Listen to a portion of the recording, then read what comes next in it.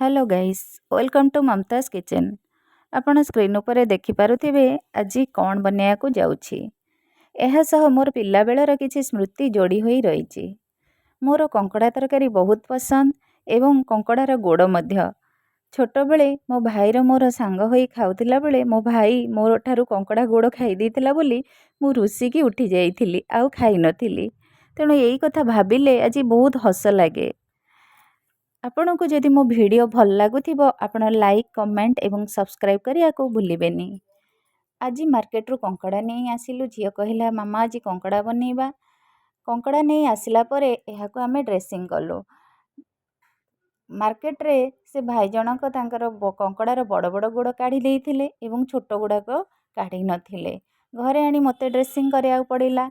देखो एमती ड्रेसिंग करछि आपण माने जदि ड्रेसिंग जानी नथिबे एई भली भाबरे करिवे। मु एठारे कंकड़ा गोड़ गुड़ा को टिके टिके छेचि नेछि। वर्तमान कड़ाई रे तेल गरम करिबा। तेल गरम हे गला परे से कंकड़ा को एथिरे पकेई संतुलिबा। एथिरे मो हळदी गुंड लूण पकेई नै कंकड़ा को भल भाबरे संतुलिलो। ध्यान रखिबे एथिरे कंकड़ा पानी ड्राई होबा पर्यंत कंकड़ा को संतुल नेबे। अधिक संतुलिबेनी कारण अधिक संतुलले यह पिता लगिबो। वर्तमान प्राय आमर कंकड़ा संतुली हे आसिलानी। आमे याको एक प्लेट को काढ़ी नेबा। कंकड़ार मुख्य हेउची सारू।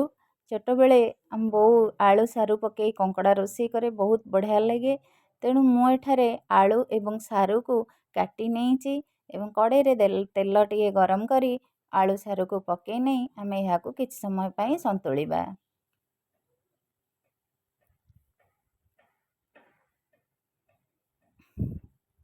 हमर आलू सारू प्राय संतुली होला परे मसला प्रस्तुत करिबा। दुईटा बड़ बड़ पियाज नेछि। अदा रसुण लंका जीरा को ग्राइंडिंग करि नेछि। वर्तमान आउ एक कड़ाई रे तेल गरम करी एठारे गोटा मसला पकेइबा। एहा परे कटा पियाज को पकेइबा। सबुथर भली मु पियाज रे लूण देई दिए। पियाज रे मु वर्तमान लूण देई देइछि एवं पियाज को भलसे फ्राए करि नेछि। पियाज फ्राए हे गला परे बाटिकी रखिथिबा मसला को एथिरे पकेई नै कि समय पई संतुलिली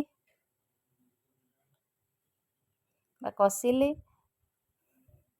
वर्तमान एथिरे मु हळदी गुंड गोटे बड़ टमाटो एवं धनिया गुंड आउ मोर घरे प्रस्तुत मसला को मु एठारे पकेई नेछि।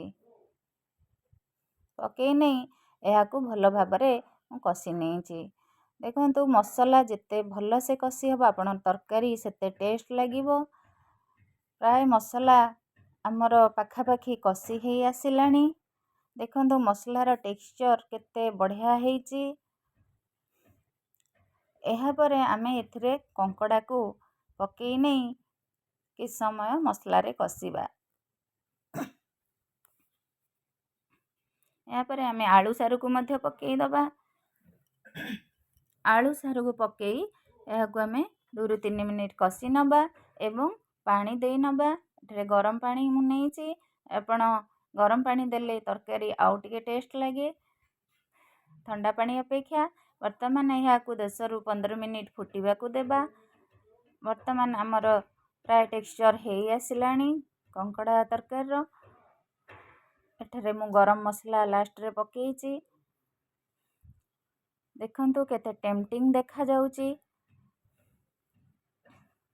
वर्तमान याकू आमे सर्व करि नबा।